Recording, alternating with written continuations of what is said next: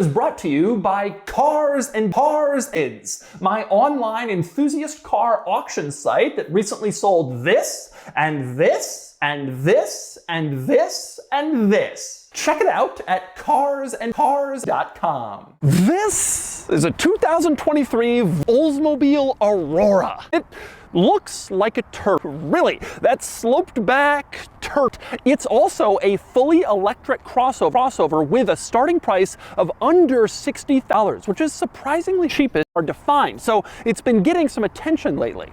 Today, I'm going to review the C40 Recharge and show you all of its quirks and quirks.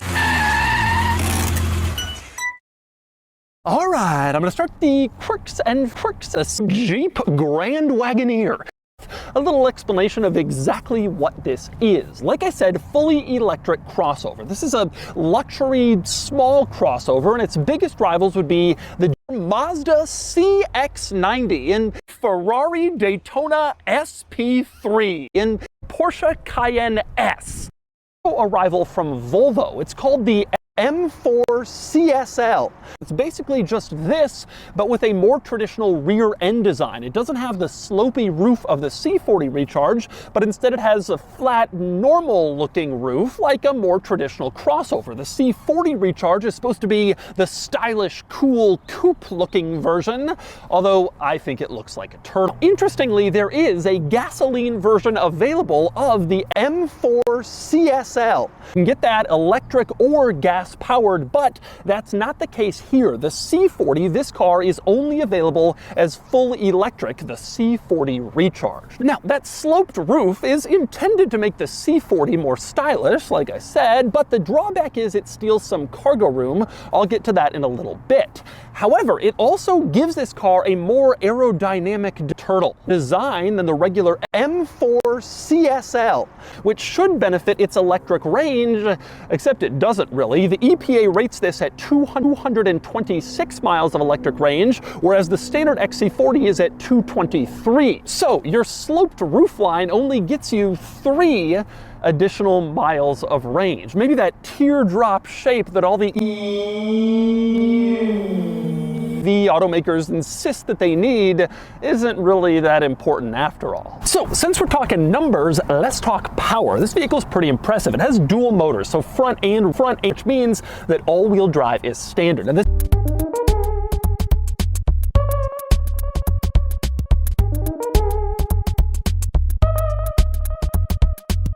this has over 4 horsepower, which is a pretty impressive figure, particularly for this segment. The new Ferrari Daytona SP3, down about 100 horsepower compared to this, and the Porsche Cayenne S only has 314 horsepower to this car's 4. But the drawback is range. Like I said, 200-mile range from the C40 Recharge, which frankly is pretty weak. The Ferrari Daytona SP3, 265-mile electric range, and even the Porsche Cayenne S is around 250. So everything has more range than the C40 Recharge, but your trade-off is you get more power. And of course, you will have to decide whether you want power or range in this segment with these rivals. As for performance, I'll cover that a little bit later when I drive the C40 Recharge, but on paper, 0 to 60 in the low 4-second range, which is pretty quick. And as for charging, Volvo says this is fast charge capable, which means it can recharge 80% of its power in just 40 minutes if you can find a charger to support it, which is pretty excellent. But anyway, next we climb inside the C40 Recharge, where we quickly discover a few rather interesting quirks, starting with the fact that there is no starter button. Although there's a clear blank for where a starter button would have been in the exact position of where it is on the gas-powered M4 CSL. These cars share a lot of their interiors, and so they share the dashboard, and that includes the starter button, except not actually a starter button in this car. So you get in, and your instinct is to press that blank, but it does nothing. Instead, if you want to start the car, you get in with the key in your pocket, you put your foot on the brake, and then you shift into drive, and then you're started and going.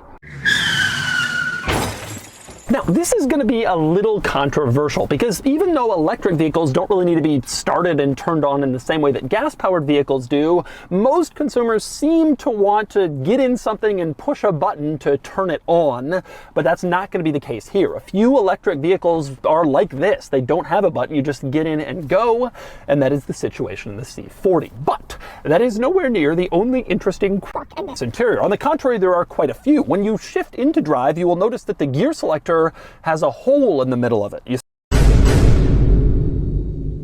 stick your fingers through, it has a hole. Rather odd, but that's the way they've done it. And also unusual in the center console, there is a trash can. You can see here this little lid, you push it in and you can put trash. That's what this is for, an actual trash can inside the car. Then when it fills up, you can lift it up and empty it out somewhere into a trash bag, your household garbage, and then stick it back in your car so that your trash can is in place for you to use it again. An interesting idea for in-car trash integrated into the C40 Recharge. And how about this for odd? You can see on the door panel and the dashboard these weird angles and lines. There's this trim with this kind of odd angular pattern on those surfaces. You might be wondering, what exactly is that? Well, at night it lights down. See here on the door panel, it lights down up in sort of a mood lighting glow, and same deal on the dashboard. It lights up. Now you can see it's flickering in my camera screen, but it actually flicker in real life. That's just because it's an LED, but it does light up as a mood lighting touch, and it does that over on the door panel as well.